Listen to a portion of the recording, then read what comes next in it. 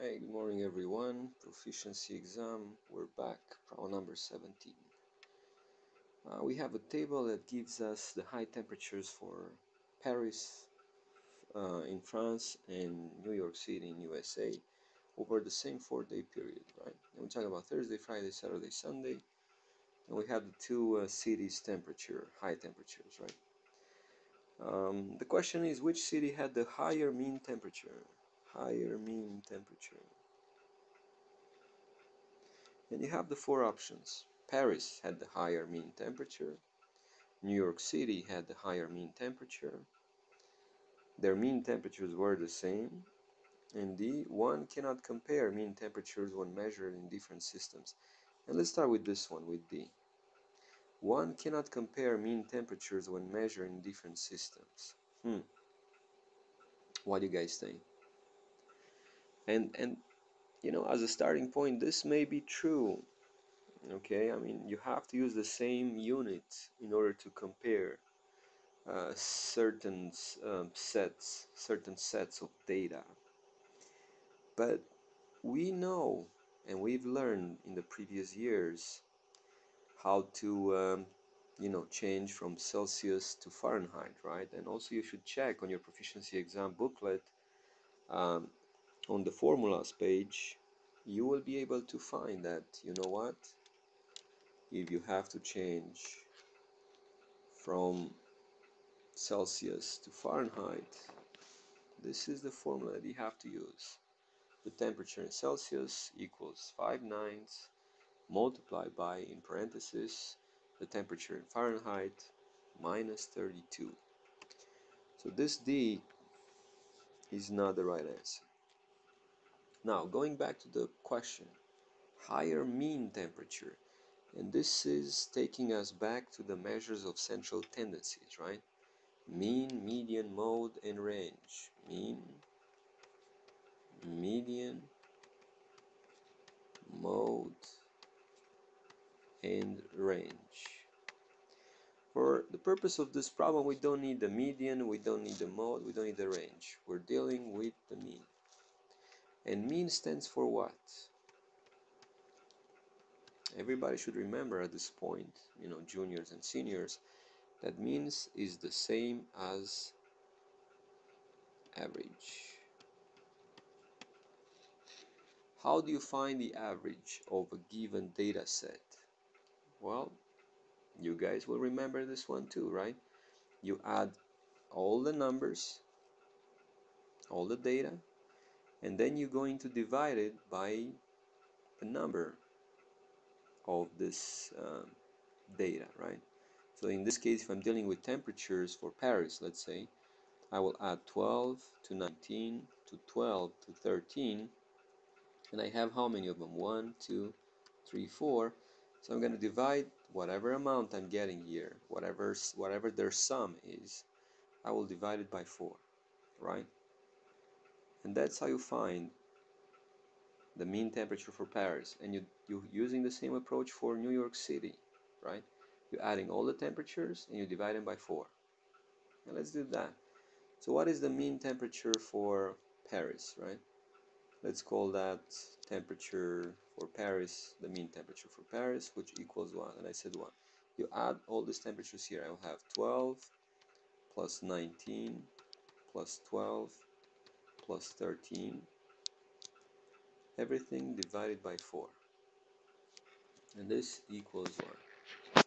Well, whichever way you want to go. And I can start, 12 plus 19. That is 31.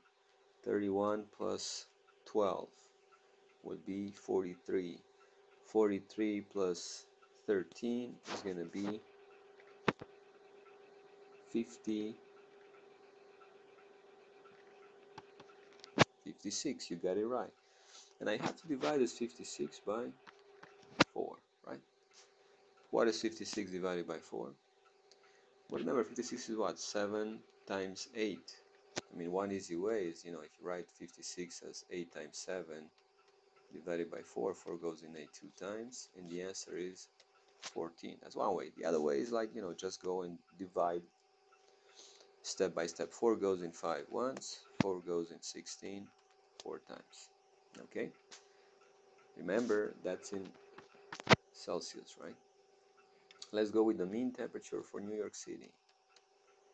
Well, to find that, I'm gonna add all the temperatures here. 48 plus 53 plus 53 plus 48. Everything divided by 4. And I can do a simple trick here. What do you guys notice? I got 53 plus 53. I got 48 plus 48. So basically the whole thing is nothing else but what? 2 times 48 plus 2 times 53 over 4. And I can go and say, hey, 2 I can be taken outside as a common factor, right? So I have 2 times 48 plus 53 over 4. I can simplify this one by 1, by 2. 2 goes in 4 2 times, 2 goes into 1 time. And the whole thing resumes to 48 plus 53. What is 48 plus 53? Well, 48 plus 53 is 101 divided by 2. Or correct me if I'm wrong. You could have done it, the same way like we did with the median temperature, with the mean temperature for Paris, but, I just like to play here. It's one of your, um, properties, the distributive property. You're actually going backwards here when you take that to outside as a factor. And this equals nothing else but what? 50 point what? 50.5. But you're talking about Fahrenheit here, okay? So for the purpose of this problem, in order for you to be able to compare the two temperatures, you have to change either one of them into the other, right? And maybe the easiest one is to go by plugging in this New York mean temperature into the formula, right? And you may say, hey, the temperature for the New York, the mean temperature for the New York in Celsius, and I can write it this way, C sub New York, C sub NY, equals what? What is the formula? 5/9 times, and you can approximate this one to 50, okay? So I can approximate the temperature to 50, see what's the outcome. 50 minus 32, and equals what? Order of operations, you work with the parentheses first, right? 50 minus 32 will give you what? 18, am I right? And I have 5 over 9 multiplied by 18. Well, 9 goes in 18 how many times? 2 times. So what I have, the mean temperature in New York City is approximately 10, well, this thing doesn't write here, 10 degrees, hold on, 10 degrees Celsius, right? And you will say, hey, yes, but this was less than, 50.5, which was actually the mean temperature, right? But if you will change that 0.5 into into Celsius, you will find out that, you know, is not greater than, I would say, 12. So the question is asking you to compare what is the mean temperature, which one had the higher mean temperature here. And I have New York City having 10 degrees Celsius, and I have Paris having 14 degrees Celsius. So obviously the answer here will be what? A, Paris had the higher mean temperature. And you're done with this problem.